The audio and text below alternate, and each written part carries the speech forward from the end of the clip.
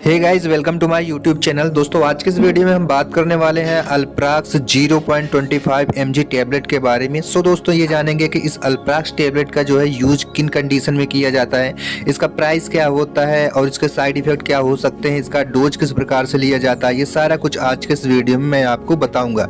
लेकिन दोस्तों, उससे पहले एक छोटी सी रिक्वेस्ट है, यदि आप मेरे चैनल पहली बार आए तो प्लीज चैनल को सब्सक्राइब कर लें, साथ में बेल आइकन को भी प्रेस कर दें, क्योंकि ऐसे ही नॉलेजेबल वीडियोज हम अक्सर लेकर आते रहते हैं। अगर दोस्तों हम बात करें अल्प्राक्स टैबलेट के बारे में, तो यह एक नारकोटिक्स ड्रग की मेडिसिन होती है और इसका जो साल्ट है वो अल्पेराजोलम होता है और इसमें जो केमिकल है वो अल्पेराजोलम 0.25 mg मिला होता है। वैसे दोस्तों, यह अलग अलग रेंज में मिलती है, यानी अलग अलग पावर पे जो है आपको मेडिकल स्टोर पर मिल जाती हैं।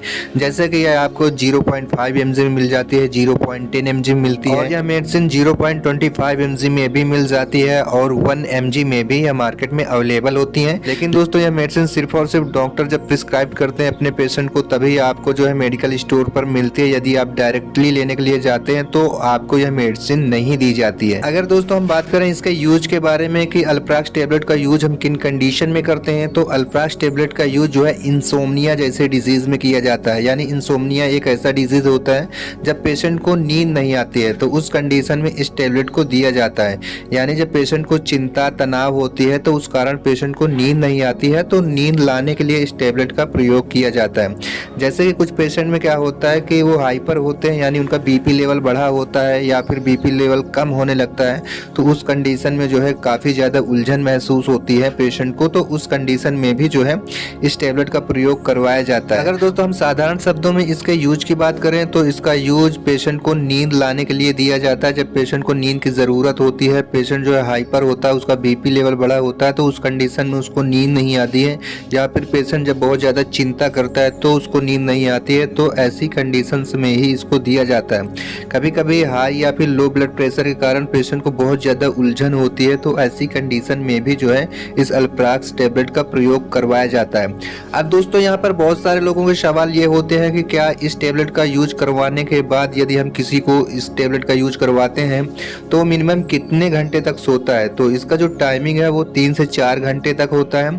यदि पेशेंट को इसका यूज आप करवाते हो तो मिनिमम जो है वो 3-4 घंटे के लिए बहुत ही अच्छी नींद में सोया होता है। अगर दोस्तों हम बात करें इसके डोज के बारे में, तो एडल्ट में इसका डोज जो है सुबह शाम में भी खाना खाने के बाद में दिया जा सकता है। यदि पेशेंट को जो है ज़्यादा प्रॉब्लम नहीं है तो सिर्फ और सिर्फ शाम को ही इसका डोज देना ज़्यादा बेहतर होता है।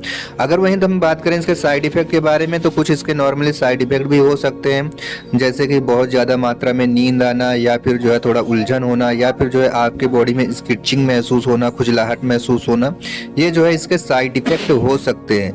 लेकिन दोस्तों आपसे बता दूं कि इस टैबलेट का यूज जो है सिर्फ और सिर्फ डॉक्टर्स करवाते हैं। डॉक्टर प्रिस्क्रिप्शन अनुसार ही ये मेडिसिन आपको दी जाती है। अब दोस्तों, यहाँ पर बहुत सारे लोगों के सवाल ये भी होते हैं कि क्या हम एक प्रेग्नेंट लेडीज को इसको दे सकते हैं। तो प्रेग्नेंट लेडीज को इसको नहीं देना है और बच्चों से भी इसको दूर रखना है, क्योंकि बच्चों को भी इसको नहीं दिया जाता है। सो दोस्तों, आई होप ये वीडियो आपको पसंद आया होगा। वीडियो पसंद आया हो तो प्लीज इसे लाइक कीजिए, अपने दोस्तों के साथ ज्यादा से ज्यादा शेयर कीजिए। फिर भी आपके मन में कोई कंफ्यूजन है, कोई सवाल है, तो बेशक आप हमें कमेंट बॉक्स में कमेंट करके अपने सवाल पूछ सकते हैं। तो फिर मिलता हूं मैं अपने नेक्स्ट वीडियो में, तब तक के लिए धन्यवाद एंड बाय।